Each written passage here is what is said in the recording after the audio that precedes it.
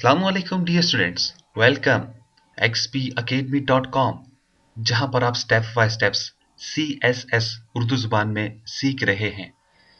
Dear students, CSS के ऊपर काम करने से पहले हमें उसके सेंटेंस के बारे में इंफॉर्मेशन होना मस्ट है।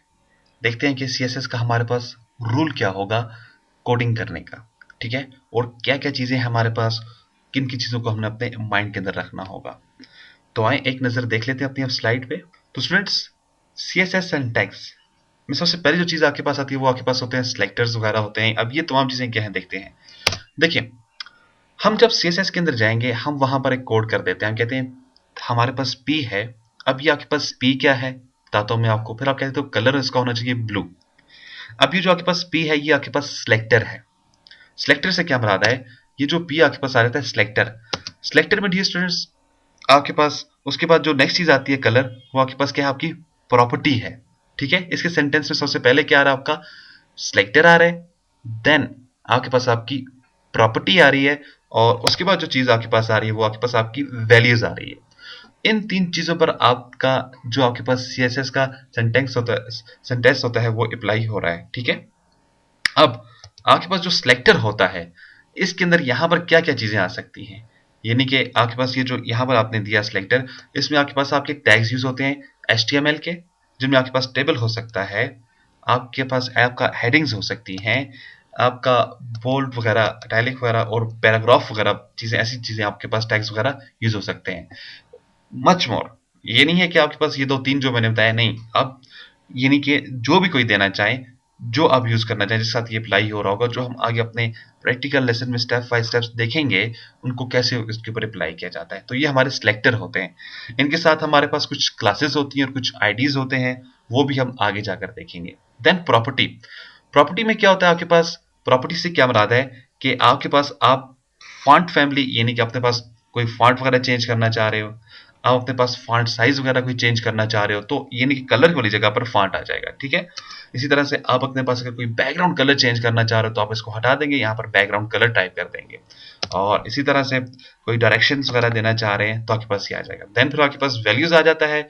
वैल्यू में सबसे पहले आप देखिए, आपके पास कोई भी फॉन्ट का नेम हो सकता है, आपके पास फॉन्ट का साइज हो सकता है, आपके पास बैकग्राउंड कलर हो सकता है, और आपके पास डायरेक्शन हो सकती है। तो ये तमाम चीजें मिलकर आपके पास बनाती हैं CSS का एक रूल बना देती है, जिसको हम सिंटैक्स कहते हैं। ठीक है, अब यही कोड हमारे पास जो अप्लाई होता है आपके CSS टैग्स के अंदर। सबसे पहले क्या होगा, आपका सिलेक्टर आ जाएगा। सिलेक्टर आपका कोई भी वर्ड हो सकता है, मीन आपका कोई भी HTML का टैग हो सकता है, या अगर आप टैग नहीं होगा तो फिर आपके पास क्लासेस और आईडीज आपके पास होती हैं। उसके बाद आपके पास करली बेसिस आ जाते हैं।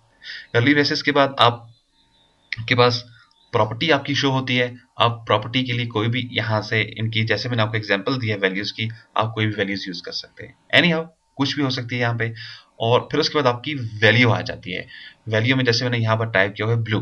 ठीक है, तो आप यहाँ पे अपने पास कोई भी किसी किस्म की, यानी जिस किस्म का आपके पास पीछे प्रॉपर्टी होगी उस प्रॉपर्टी की अपनी वैल्यू होगी। ठीक है, यानी कि आपके पास पहला सिलेक्टर, देन ब्रैकेट्स के बाद आपके पास आ जाता है प्रॉपर्टी, और फिर उसकी वैल्यू।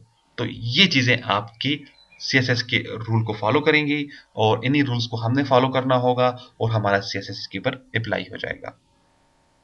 तो स्टूडेंट्स, इस तरह से हम अपने काम को स्टेप बाय स्टेप्स आगे लेकर चलेंगे। इंशाल्लाह नेक्स्ट लेसन में हम अपना पहला CSS का कोड क्रिएट करते हैं, और उसमें मैं आपको बताता हूँ कि हमारे पास सिलेक्टर कैसे यूज हो रहे हैं। ठीक है, हम जैसे एक सिंपल कोड टाइप करेंगे, हम अपने किसी भी फॉन्ट को कलर दे देंगे, और देखते हैं वो कलर हमारा कहाँ कहाँ और कैसे कैसे अप्लाई हो रहा है। इस तरह से आपके पास आपका बेसिक CSS का नॉलेज भी आ जाएगा, और इंशाल्लाह मुझे यकीन आपको उसी क्लास में बहुत सारी नई चीज़ें भी आपको समझ आ जाएंगी, कि आपको मकसद ये समझ आ जाएगा कि हम आखिर क्यों CSS को अपने पास HTML के अंदर यूज करने जा रहे हैं। तो जी स्टूडेंट्स, ये तो था आज का हमारा लेसन। मजीद मालूमात और अपडेट के लिए प्लीज विजिट करें हमारी वेबसाइट www.xpacademy.com, जहां पर तमाम कंप्यूटर कोर्सेज आपको उर्दू जुबान में स्टेप बाय स्टेप्स सिखाए जा रहे हैं। एंड में एक टेस्ट लेने के बाद आपको xpacademy.com की तरफ से सर्टिफिकेट भी इशू किया जा रहा है, जिसकी हार्ड कॉपी बजरिया TCS आपके बताए एड्रेस के मुताबिक आपको भेज दी जाती है। इसके अलावा स्टूडेंट्स, अगर आपका कोई भी क्वेश्चन, कोई भी मसला, कोई भी प्रॉब्लम, या अगर आप इन वीडियोस की कंप्लीट DVD कलेक्शन हासिल करना चाहते हैं, प्लीज कॉल करें 0343 901 777 9 पे। ईमेल करें xpacademy@ymail.com। स्काइप पे ज्वाइन करें, एक्सपी अकेडमी, और फेसबुक पे हमें ज्वाइन करना ना भूलिएगा। हमारा फेसबुक का एड्रेस है एक्सपी अकेडमी, और लाइक्स करना भी ना भूलिएगा। अपनी दुआ में याद रखिएगा।